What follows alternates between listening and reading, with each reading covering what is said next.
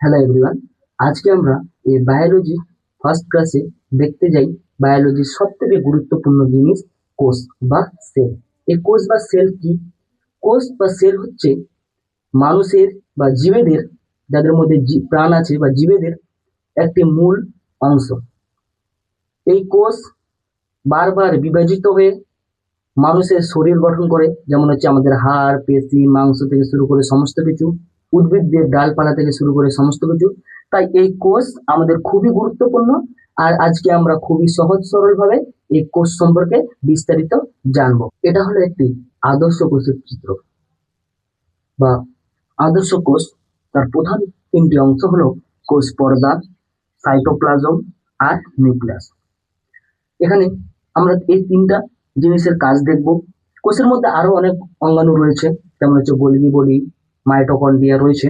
এগুলো আমরা পরে দেখবো যখন আমরা আরো গভীরে যাব। তো আমরা আজকে প্রথমে দেখবো কোষ পর্দার কাজ কি। তাহলে কোষের যে বাইরে যে আবরণী বা পর্দা থাকে, সে কোষ পর্দার কি কাজ?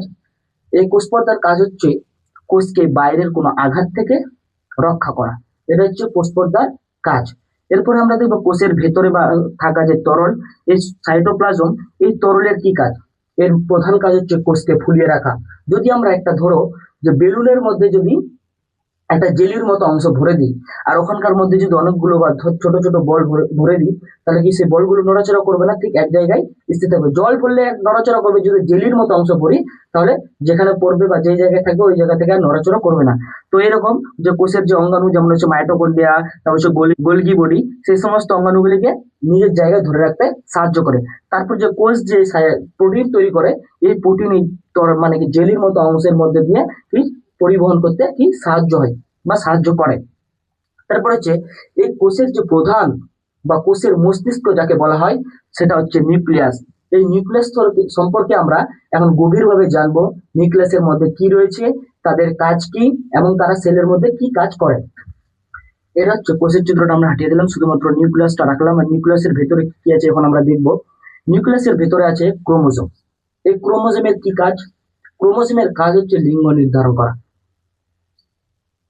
মাতার এক্স পিতার ওয়াই যদি মিলিত হয় তাহলে পুত্র সন্তান জন্মগ্রহণ করে, আর যদি মাতার এক্স আর পিতার এক্স যদি মিলিত হয় তাহলে কন্যা সন্তান জন্মগ্রহণ করে। যেমন হচ্ছে আমাদের শরীরের ক্রোমোজোম সংখ্যা 46 জোড়া বা 23 জোড়া, এই 26 জোড়া দিয়ে দিলাম হয়তো। এটা হচ্ছে 23 জোড়া। এই 23 জোড়ার মধ্যে হচ্ছে 22 জোড়া অটোজোম, 1 জোড়া সেক্স ক্রোমোজোম। ঠিক আছে। তো এবার ক্রোমোজোমের মধ্যে কি আছে? এই ক্রোমোজোমের মধ্যেই লুকিয়ে আছে ডিএনএ। এই ডিএনএ, এবার ক্রোমোজোমের মধ্যে যদি ডিএনএ থাকে, ওই ডিএনএ এর মধ্যেই আছে নির্দিষ্ট একটা জায়গায় আছে জিন। এই জিন যে জায়গায় অবস্থান করছে ওকে আমরা কি বলি? ওই জায়গাটাকে আমরা লোকাস বলি। তো আমরা অতদূর যাবো না। আমরা আজকে দেখবো যে জিন বা ডিএনএ এর কি কাজ, বা জিন, এই ডিএনএ, এই কোষের যে নিউক্লিয়াস বা ক্রোমোজোমের মধ্যে কি কাজ করে, বা এই কোষের মধ্যে কি কাজ করে। ধরো ক্রোমোজোমের একটি নির্দিষ্ট অংশ থেকে, এই ধরো নির্দিষ্ট একটি অংশ থেকে আমরা কি ডিএনএটাকে বার করে নিলাম। ধরো এরকম ডিএনএটাকে আমরা বার করে নিলাম। এই ডিএনএ একটি নির্দিষ্ট জায়গায় অবস্থিত কি থাকে? জিন। এই নির্দিষ্ট অবস্থায় কি থাকে? জিন থাকে, জিন অবস্থান করে। এটা হচ্ছে ডিএনএ। আমরা প্রথমে দেখবো ডিএনএ এর কি কাজ। ডিএনএ এর কি কাজ? ডিএনএ এর প্রধান কাজ হচ্ছে কোষ কি কাজ করবে, কোষ কি প্রোটিন তৈরি করবে, কোষ কখন বিভাজন করবে। তারপর হচ্ছে ডিএনএ যে সময়ের সাথে সাথে যে মিউটেশন ঘটা বা সময়ের সাথে সাথে তার যে পরিবর্তন, এটা হচ্ছে ডিএনএ প্রধান কাজ। তারপর হচ্ছে জিনের প্রধান কাজ কি? যদি ক্রোমোজোমের মধ্যে ডিএনএ যদি একটা বই হয়, এই বইয়ের মধ্যে প্রধান অধ্যায় হবে জিন। একটি হচ্ছে প্রধান মানে বৈশিষ্ট্য বহন করবে কে? জিন। কেন? জিনের কাজ হচ্ছে খুবই গুরুত্বপূর্ণ। জিন কি করবে? আমাদের শরীর, আমাদের বংশ পরম্পরায় যে বংশগত বৈশিষ্ট্য, এই বংশগত বৈশিষ্ট্য বহন করবে। জিনের কাজ কি? জিনের কাজ হচ্ছে বংশগত বৈশিষ্ট্য বহন করা। জিন বংশগত বৈশিষ্ট্য বহন করে।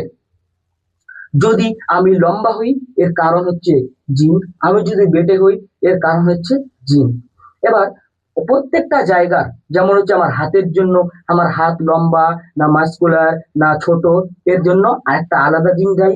আমার চোখের কি কালার, এটার জন্য আর একটা জিন দায়ী। আমার চোখের কি মানে আমার চুলের কি কালার, এটার জন্য আর একটা জিন মানে আলাদা আলাদা জিন দায়ী থাকে। এটা হচ্ছে কোষের মধ্যে থাকা নিউক্লিয়াস, কোষ পর্দা, সাইটোপ্লাজম, এদের কাজ। এর মধ্যে কোষের মধ্যে আরো আছে মাইটোকন্ড্রিয়া আছে, গোলগি বডি আছে, এন্ডোপ্লাজমিক রেটিকুলাম আছে। এদের কাজ আমরা অন্য একটা ক্লাসে জেনে নেব। তোমাদের যদি কোনো প্রবলেম থাকে তাহলে তোমরা কমেন্ট বক্সে জানিয়ে দিতে পারো। আর আমার পড়ানোর যদি কোনো মিস্টেক হয় বা ভুল হয় তাহলে কমেন্টে জানিয়ে দাও।